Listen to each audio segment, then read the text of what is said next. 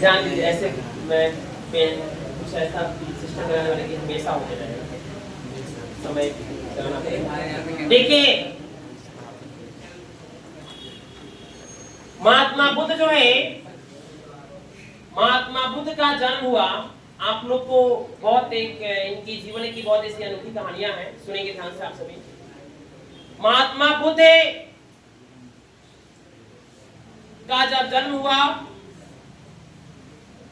तो जन्म के बाद जो है सनातन धर्म में नियम है कि जब बच्चों का जन्म होता है तो उनके घर के गार्जियन अपने पुरोहित के पास जाते हैं और पूछते हैं कि मेरे बच्चों की राशि कैसा है, बच्चों के ऊपर में किसी प्रकार का कोई ग्रह नक्षत्र तो नहीं है। उसी प्रकार से महात्मा बुद्ध के पिता शुद्धोदन अपने पुत्र के बारे में जानने के लिए कि इसके ऊपर कोई ग्रह नक्षत्र का प्रभाव तो नहीं है, किस नक्षत्र में इसका जन्म हुआ है, कौन सी इसकी राशि है, कैसा इसका भविष्य है, ये सब कुछ को जानने के लिए महात्मा बुद्ध के पिता शुद्धोदन अपने पुरोहित एक कौंडिन्य ऋषि के पास जाते हैं। जब जाते हैं उन ऋषि के पास में पूछते हैं तो ऋषि बताते हैं, महात्मा बुद्ध के पिताजी को कहते हैं कि आपका जो पुत्र हुआ है वो आपका पुत्र में एक अलग प्रकार की गुण है। शुद्धोदन पूछते हैं क्या है बताइए। तो ऋषि बताते हैं कि आपका पुत्र बड़ा होकर के सबसे बड़ा प्रतापी शासक बनेगा, बड़ा होकर के सबसे बड़ा प्रतापी शासक बनेगा, नहीं तो सबसे बड़ा ये सन्यासी बनेगा। कौंडिन्य ऋषि ने पहले ही अनुमान लगा दिया अपने शास्त्रों को पढ़ करके कि ये बड़ा होकर के सबसे बड़ा सन्यासी बनेगा, नहीं तो सबसे बड़ा प्रतापी शासक बनेगा। इनके पिता शुद्धोदन जैसे इस बात को समझे सुने, ये थोड़ा खुश हुए कि प्रतापी शासक बनना चाहिए, क्योंकि मैं एक राज्य का राजा हूं, तो इस राजपाट को संभालने के लिए भी तो कोई ना कोई मेरा एक पुत्र होना चाहिए ना, उत्तराधिकारी। लेकिन जैसे सुने कि नहीं प्रतापी शासक बनेगा, नहीं तो सन्यासी बनेगा, सन्यासी बना तो फिर मेरा राजपाट कौन चलाएगा, इतना बड़ा साम्राज्य कौन चलाएगा, मेरा वंश का नाम आगे कैसे बढ़ाएगा, ये चिंतित हो गए। शुद्धोदन पूछे ऋषि से कि आप ये बताइए कि सन्यासी कैसे बन जाएगा, ऐसा कीजिए कि ये सन्यासी ना बने, ये प्रतापी शासक बने, ताकि मेरा साम्राज्य मेरा वंश आगे बढ़ सके। शुद्धोदन को कहते हैं ऋषि कि ऐसा नहीं है, इसकी राशि में इसके कुंडली में ऐसा लिखा हुआ है कि प्रतापी शासक नहीं तो बहुत बड़ा सन्यासी बनेगा। तो शुद्धोदन पूछते हैं कि क्या करें इसका उपाय। तो ऋषि बताते हैं कि आप अभी से अपने पुत्र के लिए हर प्रकार की सुविधाएं इकट्ठा कर लीजिए, इसके बचपन से लेकर पूरे जीवन में दुख सुख का अनुभव नहीं होनी चाहिए, किसी मौसम का अनुभव नहीं होनी चाहिए, चाहे गर्मी का हो, ठंडा का हो, बरसात का हो, शरद का हो, हर मौसम में इसका जीवन अनुकूल होनी चाहिए। क्योंकि कोई व्यक्ति सन्यासी तभी बनता है जब उसके जीवन में थोड़ा दुख का अनुभव होता है, तो इसे किसी प्रकार का कोई दुख का अनुभव नहीं होनी चाहिए। जब इनके पिता घर पे आए तो अपने पुत्र के लिए हर प्रकार की सुविधाएं इकट्ठा करना शुरू कर दिए। किनके लिए? महात्मा बुद्ध के लिए, जिनके बचपन का नाम सिद्धार्थ था और इनके पिता शुद्धोदन। ऐसा कहा जाता है कि शुद्धोदन जो है अपने पुत्र सिद्धार्थ के लिए 3 प्रकार के महल बनवाए। इनके पिता शुद्धोदन इनके लिए 3 प्रकार के महल बनवाए, 3 प्रकार का एकदम राजमहल। एक ऐसा महल जो गर्मी में गर्मी महसूस न हो, गर्मी में गर्मी महसूस ही नहीं होगा। गर्मी का मौसम आया, इस राजमहल में अब सिद्धार्थ रहेगा जब तक गर्मी के मौसम रहेगा।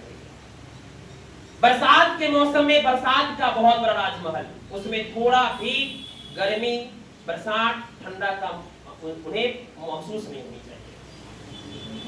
गर्मी में गर्मी का, ठंडा में ठंडा का, बरसात में बरसात का, शरद में शरद का, हर प्रकार के मौसम के अनुसार में जो है क्या किए, राजमहल बनाना शुरू किए।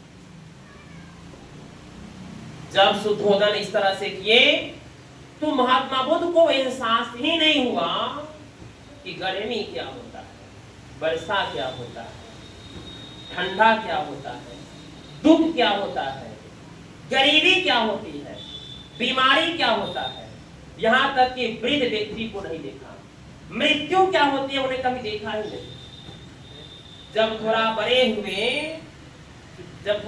हुए तो इनके अंदर थोड़ा थोड़ा सन्यासी का गुण दिखने लगा। हर जगह जाते, अपने माता पिताजी के पास, किसी मंत्री के पास जाते, पूछते कि जन्म क्या होता है, मनुष्य क्यों जन्म लेता है। फिर पूछते कि मृत्यु क्या होती है, व्यक्ति मरते हैं तो कैसे मरते हैं, व्यक्ति वृद्ध कैसे होते हैं, बीमार कैसे पड़ते हैं। बहुत तरह की सवाल, जीवन क्या है, मरण क्या है, सत्य क्या है, कई प्रकार की मन में इनकी सवाल आती रहती है। इस सवाल को सुन करके इनके पिता सुदूर बहुत चिंतित रहते थे कि ऐसा क्यों पूछ रहा है सवाल। ये सवाल तो एक सन्यासी का ही सवाल हो सकता है। तब क्या किए, सोचे कि इसे अभी से ही गृहस्थ आश्रम में इसे क्या करते हैं, इसे व्यस्त कर देते हैं। इसीलिए शुद्धोदन ने मात्र 16 वर्ष की उम्र में क्या किया, यशोधरा से, जिसे गोपा बिंबा भी कहा गया है, इनका नाम एक और है गोपा बिंबा। यशोधरा के नाम गोपा भी है, बिंबा भी है।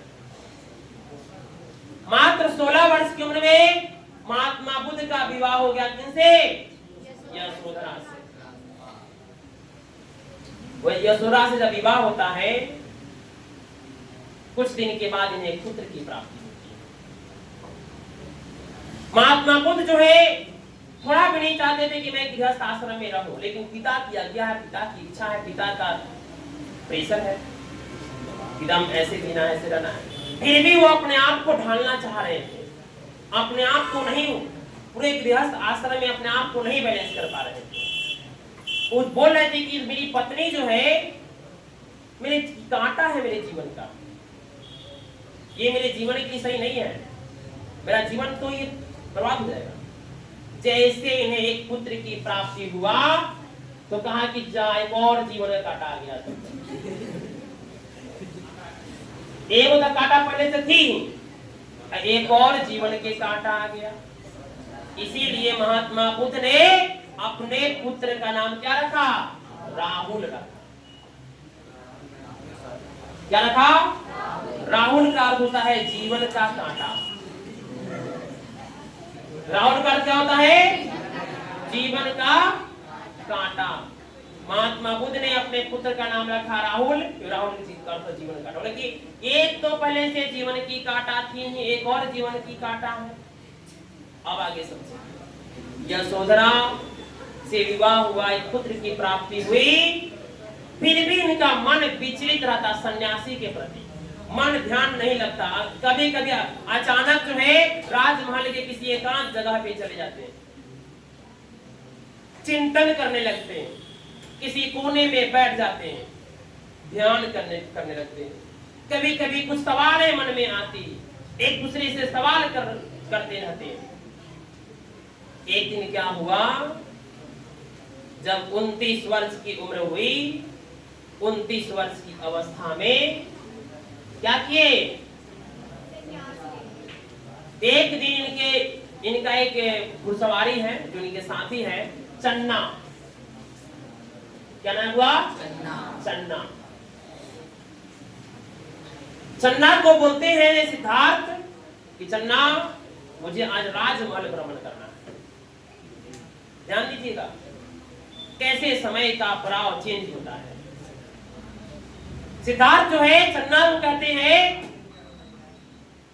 कि चन्ना मुझे राजमहल का, पूरे राज्य का मुझे भ्रमण करना है। चन्ना कहते हैं कि पिताजी क्या क्या नहीं है आपको बाहर ले जाने का। आप आज तक गए हैं बाहर कभी? नहीं, आज मुझे राज्य का भ्रमण करना है। ए बुआ, बुद्धि उद्धि नहीं है थोड़ा भी? जो बच्चे क्लास टाइम में बात करते हैं, मैं उसे गाय भैंसी से भी बदतर मानता हूं। सच बता रहे हम, तनको अंतर नहीं। पूछिए क्यों? मैं जब सुबह में घर से निकलता हूँ, तो सुबह से जब घर से निकलता हूँ तो मैं सुबह सुबह नादी पे बहुत सारे गाय भैंसी को मैं खाते हुए देखता हूँ। एक जगह पे 3-3 वो दूध को नादी है, एक खुटा पर ई खा रहा है, एक खुटा पे ई खा रहा है, एक खुटा पे ई खा रहा है। हम उस गाय भैंसी बैल को नहीं देखते हैं कि खाना पीना छोड़ के एक दूसरे से बतिया रहा हो, मूड़ी झाट रहा, नहीं देखते हैं। सब अपने खाने में लीन है, सब अपने भोजन कर रहे हैं। उसको, उस गाय भैंसी बैल को पता है कि सुबह मुझे सिर्फ भोजन करना है, सिर्फ मुझे सुबह में भूसा चोकर खाना है, इसके बाद फिर तो हमको पागुर करना है, बैठना है, आराम करना है। उसको पता है कि हमें सुबह में 2 घंटा क्या करना है? भोजन करना है। नादी पे खड़ा होकर के मुझे खाना खाना है। सोचिए, उस गाय भैंसी की सोच देखिए बैल की, कि सुबह में उसको खाना है। जोर खोलते, किसान जो है जोर खोलते हैं, और गाय भैंसी बैल जो है अपनी इच्छा से नादी पे चले जाते हैं कि नहीं जी? उसको बुद्धि है कि मुझे खाना है सुबह में, उसको बुद्धि है कि शाम में खाना है मुझे। लेकिन आज के कुछ ऐसे बच्चे हैं, कुछ ऐसे इंसान हैं जो उसको पता ही नहीं कि मुझे क्या करना है। जब मन किया तब गप कर रहे हैं, बात कर रहे हैं, एंजॉय कर रहे हैं, गलत सोच रहे हैं, मोबाइल चल रहे हैं, खत्म हो जाओगे, तो बर्बाद हो जाओगे। ध्यान दीजिए, महात्मा बुद्ध जो है 29 वर्ष की उम्र क्या किए? जब सुनिए पहले, चन्ना के साथ जब मेन कहानी समझिए आप लोग। लिखांत विद्या इज द घटक विद्या, जाना हमें है, जाएंगे 5 मिनट सुन लीजिए और इसे उतार लीजिए ना पूरा। महात्मा बुद्ध जो है जब चन्ना के साथ जब निकले तो राजमहल के बाहर जब निकले, चन्ना को देखे। चन्ना के जब साथ में निकले, चन्ना को बोले कि मुझे पूरा राज्य भ्रमण करना है। जब राज्य भ्रमण करने के लिए निकले, ये 4 व्यक्ति को देखे। कितने व्यक्ति को देखे? पहले 4 व्यक्ति को देखे। एक बीमार व्यक्ति को देखे, बीमार पड़ा हुआ है, लेटा हुआ है, रोग से ग्रसित है, पीड़ित है। माता बुद्ध पूछते हैं कि बीमार कैसे पड़ गया? ये खाना पीना खाता था, रहता था, स्वस्थ होगा, बीमार कैसे पड़ गया? क्या मनुष्य बीमार होते हैं? चन्ना बोले कि मुझे नहीं पता। चन्ना को सब सिखाया गया था कि इसको कुछ नहीं बताना है, इसका दिमाग भ्रमित हो जाएगा, सन्यासी बन जाएगा।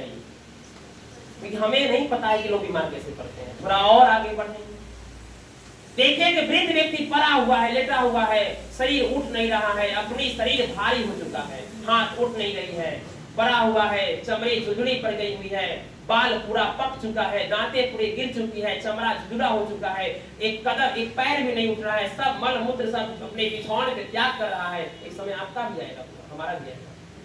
हुआ क्या? जब महात्मा बुद्ध जब देखे वृद्ध व्यक्ति को कि ये बूढ़ा कैसे हो गया, ये बूढ़ा कैसे हो गया, चन्ना बताते हैं कि मुझे नहीं पता है कैसे हुआ। फिर थोड़ा आगे बढ़ते हैं, देखते हैं कि मृत पड़ा हुआ है, मरा हुआ व्यक्ति पड़ा हुआ है। उस मृत व्यक्ति के आमने सामने घर परिवार सब रो रहा है, बिलख रहा है, कलेजा पीट रहा है कि चला गया छोटा।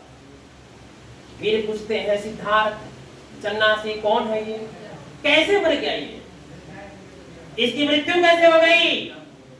महात्मा बुद्ध बोलते हैं, चन्ना कहता है कि मुझे नहीं पता है कि इसकी मृत्यु कैसे हुई। फिर थोड़ा आगे बढ़े, देखे कि एक वो सन्यासी है, एक जो अपना सन्यासी वस्त्र धारण किए हुए है, ध्यान में लीन है, मगन में है, अपना चिंतन कर रहा है, मगन में लगा हुआ है, ईश्वर के भजन में लगा हुआ है। तब फिर पूछते हैं चन्ना से, ये कौन है? तो बोले कि आप यही ये आपके तीनों सवाल का जवाब इसी के पास मिलेगा कि बीमार क्यों पड़ा, वृद्ध कैसे हुआ, मृत्यु कैसे हुआ। जाते हैं सिद्धार्थ उस सन्यासी के पास, तीनों सवाल अपना रखते हैं। वो सन्यासी भी इस सवाल का जवाब नहीं दे पाता है, लेकिन वो सन्यासी कहता है कि इस सभी प्रकार की जानकारी मैं भी खोज रहा हूँ, और ये सही प्रकार की जो आपका प्रश्न है, इस सभी प्रश्न का जवाब आपको सन्यासी मार्ग पे नहीं मिलेगा। उसी दिन जो है सिद्धार्थ अपने चन्ना को बोलते हैं कि मैं अब राज में नहीं जाऊंगा, मैं अब आज से सन्यासी बन गया, मैं वापस नहीं जाऊंगा। चन्ना इस बात को सुनकर के आश्चर्यचकित हो गए, डर गए, भयभीत हो गए। क्या हो गया भाई, यदि आपको हम नहीं ले गए तो आपके पिता तो मुझे मार देंगे, मुझे सजा देंगे, मुझे आपको लेके जाना होगा, तो हम क्या जवाब देंगे हम आपके पिता को। महात्मा बुद्ध कहते हैं, सिद्धार्थ कहते हैं कि चन्ना वो अपना बाल देखते हैं, माता बुद्ध का बाल थोड़ा दूसरे टाइप का है, बाल थोड़ा सा ऐसे ऐसे काट देते हैं, उनके हाथ में दे देते हैं, राष्ट्रीय वस्त्र को त्याग कर देते, कुछ अपना वस्त्र त्याग करके उनको दे देते हैं कि जाइए, मेरी पहचान है कि मेरे पिता सुधन को दे दीजिए कि आपका बेटा, आपका सिद्धार्थ सन्यासी बन गया। नहीं जाते हैं वो, फिर भी मैं आपको आज्ञा दे रहा हूँ, जाना पड़ेगा, अब राजा का पुत्र है, राजकुमार है, तो आज्ञा मानना पड़ेगा। चलना जो है उन सभी प्रकार की चीजों को लेकर के सुदर्शन के पास आते हैं, सुदर्शन को कहते हैं, सुदर्शन जो है पूरा रोने लगता है, पूरा प्रजा क्या हो गया मेरे बेटा को, सभी सैनिकों को, सभी मंत्रियों को चारों तरफ भेजते कि जाना उसे किसी तरह बुला के जाना। वो भी गए, लेकिन वापस देखिए इतिहास गवाह इस बात का कि राम जी 14 वर्ष के लिए वनवास गए, है ना। उसके बाद जो है महात्मा बुद्ध भी गृह त्याग किए वन गए, महावीर जी 30 वर्ष की उम्र में गृह त्याग किए वन गए।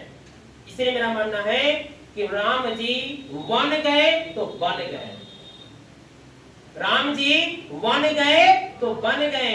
महात्मा बुद्ध 29 वर्ष की उम्र में वन गए तो बन गए, महावीर जी 30 वर्ष की उम्र में वन गए तो बन गए। आप लोग भी वन जाएंगे तो बन जाएंगे। आप सॉरी, आपका वन क्या है? तो आपका वन है स्कूल, कॉलेज, कोचिंग, पढ़ाई लिखाई, आपका वन क्षेत्र है, समझे?